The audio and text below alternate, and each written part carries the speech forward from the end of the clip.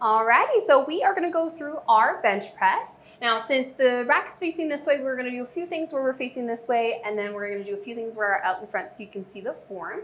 So the first thing that we're gonna do is the setup of the bench itself. So Ray, I'm gonna go ahead and have you lie down on the bench, feet facing this way, head facing that way. The first thing that we need to do is to figure out the height of our J-hooks. We wanna figure out where they're gonna be. So go ahead and extend your arms up to the ceiling. So one of the things that we'll do, we'll get a little bit more in depth about it, is we're actually gonna try and pull his shoulder blades as close together as possible. So go ahead and pull them back. And do you see how that actually makes his arms just a teeny bit shorter? That's where we wanna make sure that we're measuring it. So we're looking at where this bar is gonna be with his hands. Now I've got a couple of screws here, so we won't be able to put it probably where it needs to be, but we're gonna put it as close as we can get it. So go ahead and get back up, Ray. We're gonna put it here at -1. Cool. And now we're gonna test it. So I usually have people test it with just the bar. We'll even start with the PVC pipe for this one. But we just wanna make sure that this is a good height to where you're not struggling to put it back in, and we don't have to extend the shoulders further than they need to in order to be able to rack and unrack. So go ahead and go right back down. We're gonna put this PVC pipe across, grab it with your hands, shoulder blades squeezed underneath. Yep, awesome. And so you're gonna extend just your arms, keep your shoulder blades tight. So go ahead and extend your arms. So now we're clearing the J-hooks pretty well, but actually realistically speaking, this might be a little bit too close. So we're actually gonna move it down one more spot. And again, that's for safety purposes. We wanna make sure that we're not struggling to put it back in, especially if the weight ends up being heavy. So let's actually move it down one spot. And we'll test it one more time to make sure that this is a good height.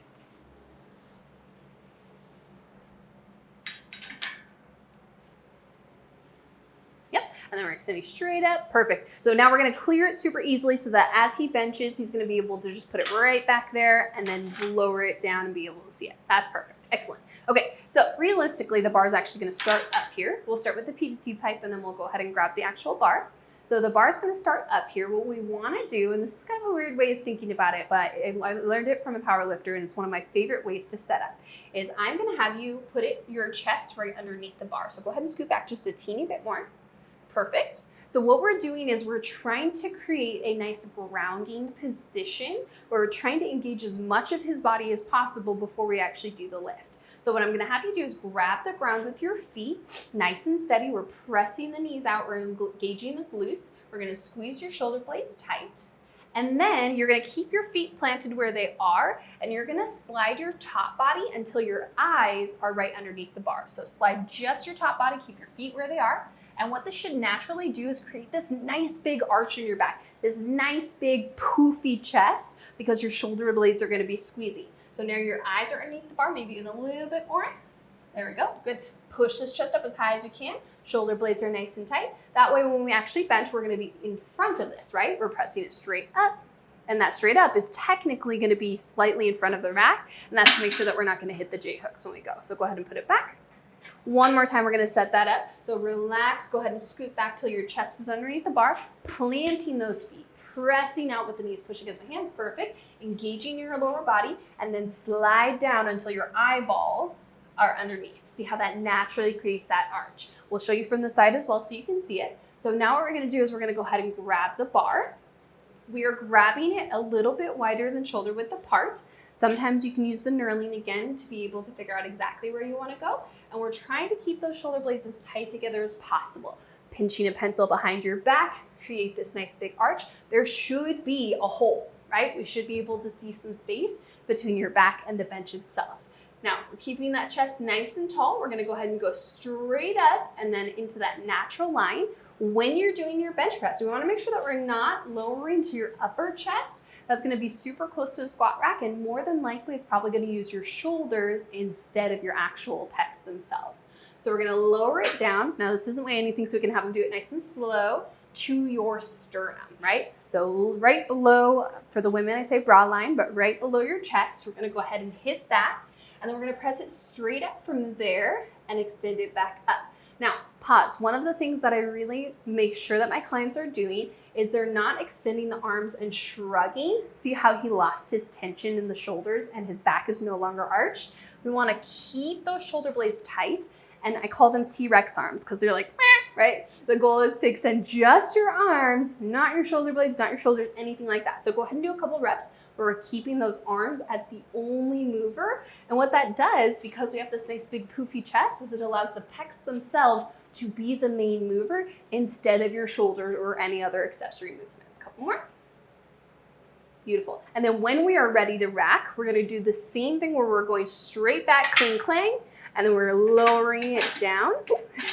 This bar is a little short. Lowering it down to make sure that we're going to get it on both J hooks. Again, if you try to look side to side, chances are that you might end up missing it, okay? So let's go ahead and switch to the bar instead if you want to grab the barbell.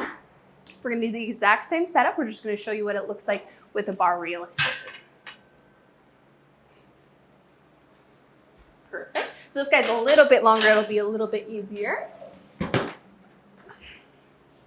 So same setup. Put the chest underneath the bar, plant your feet, grab the ground, glutes are engaged, knees are tight, or shrinking until your eyeballs are underneath the bar. Grabbing the bar. I'm going to go behind him on this one. And if you're a spotter too, I'll actually show you how to do that because that's really helpful to be able to have. So one thing that we want to make sure that we're doing is bending the bar here. So we're pulling the pinkies down, engaging through those lats, pulling everything nice and tight. Pull the bar straight up, right in line with that sternum. And then we're lowering it down nice and controlled, keeping that chest poofy, and then T-Rex arms. Keep the shoulder blades down, just extend the arms. Good. And one thing that you can do too, again, we want our bar path to be pretty straight up and down. We want to make sure that we're actually spotting the ceiling. So look at where your bar is in relationship to the ceiling. Try to find a spot and place it there every time. Let's do 2 more and look at that bar and where you're placing it. And then when we're ready, we're racking it straight back, cling, clang, and then pulling it down. Good. Now, something to be careful of is some of these J hooks do have a little bit of a hook at the top. So you just want to make sure that if you get caught on that, you're still trying to slide it smoothly down as much as possible and not letting that bounce the bar off. But otherwise, that's the same basic idea for the bench press itself. So now what we're going to do is we're actually going to get this bar out of the way. We're going to put the bench sideways so we can show you what it looks like from the side. And we'll do the PVC pipe with this one so we can go a little bit slower. Perfect. All right. So we set it up, we pulled his eyes underneath, we have that nice big arch in his back. Shoulder blades are tight, bar is on the J-hooks, bending the bar, pinkies down, and in this PVC pipe, you can actually even see a little bit of flex, right? Go ahead and straighten your arms just a little bit here. Yep, perfect. Totally okay to straighten the arms. What we don't want to do, go ahead and shrug for me, is shrug. See how that loses all of that tension in his chest? So we want the shoulder blades to be back, but the arms can totally extend. That's fine. So go ahead and lower it down toward the chest, nice and controlled. We want to try not to bounce it off yourself as much as possible. Extend, back down to the sternum. And while we're doing this, I'm going to check and make sure he's actually engaging his lower body. Oh, nope. Yeah, there we go. Pressing those knees out, engaging through the glutes. Again, this is a compound movement. Our goal is to move or to use as many muscles as possible while we're doing this. So we want to make sure we've got lots of tension in every part of your body. Good. Go ahead and relax. Awesome. And that gives you an idea of what it's going to look like from the side as well. All right, so next we're going to go through some of the mistakes. Now, some of these we've already mentioned. I just want to make sure to point them out distinctively. So go ahead and lie back down as if we're doing our bench press. Now, again, there are different styles of bench press. There's different versions of a bench press, but the one that we're going to do today is essentially the powerlifting version. So the first is that a lot of people when they're benching will actually not do the poofy chest thing. They'll have a totally flat back. They don't have any tension in their back. Go ahead and extend your arms up. And then you'll notice that these shoulders are already naturally shrugged by themselves. So realistically, you're not using a whole lot of pecs when you're doing this, right? So we do want to make sure that we're engaging those lats underneath as much as possible. We're creating that nice big arch and we're pushing the chest forward so that these are our main mover. Now that feels and sounds a little bit weird, but what I'm going to have you do is go ahead and bend your arms like you're at the bottom. Without extending your arms, can you push a little bit with just your chest? Yep, so push the bar up. Against my hand, yep. Now, I'm gonna hold this for a second. Tell me when you start feeling it in the chest.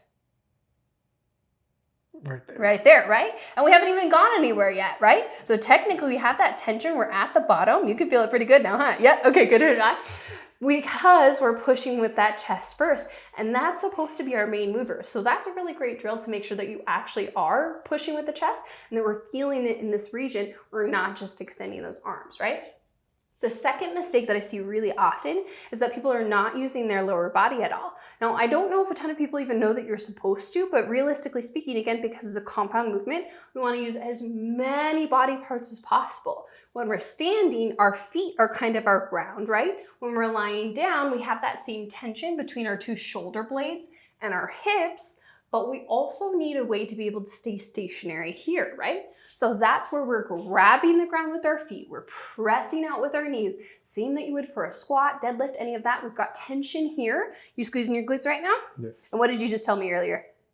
That my glutes were hurting because I was squeezing so hard. Exactly, and that's what we want, right? Like more bang for your buck, right? Why not be able to work more muscles at the same time? So I'm literally pushing into his knees right now. He's pushing out, he's pressing his feet into the ground. Go ahead and do your bench press. Now we've got everything working, right? Do you feel that? Yes. Good. So this is what we want to do, is as many muscles as possible. So one of the ways that we can do this, I'll steal this for a second so you can put this on, is we're going to put the circle band around your knees.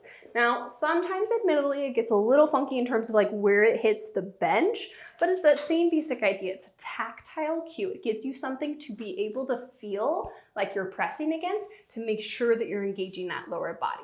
So we're in that bench press position. We've got our nice big poofy chest, and then we are pressing out on that band. So you already feel that tension in your legs, right? Like Yes. I can't push his legs because he's pushing against the band. Same basic bench press, just go ahead and do a couple of reps, but this really helps to engage your lower body and to make sure that you're actually using it throughout the movement. So that's one of my favorite versions. Go ahead and relax. We'll keep that band on there for now.